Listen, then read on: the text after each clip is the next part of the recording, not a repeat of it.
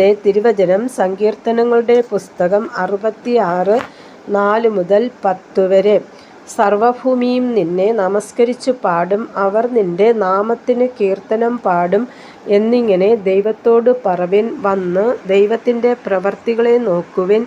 അവൻ മനുഷ്യപുത്രന്മാരോടുള്ള തൻ്റെ പ്രവൃത്തിയിൽ ഭയങ്കരൻ.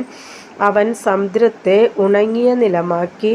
അവർ കാൽനടയായി നദി കടന്നുപോയി. അവിടെ നാം അവനിൽ സന്തോഷിച്ചു.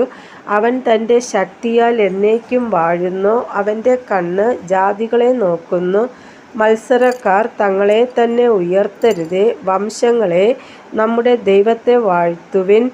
അവൻ്റെ സ്തുതിയെ ഉച്ചത്തിൽ കേൾപ്പിപ്പിൻ. അവൻ നമ്മെ ജീവനോടെ കാക്കുന്നു. നമ്മുടെ കാലടികൾ വഴുതുവാൻ സമ്മതിക്കുന്നതുമില്ല.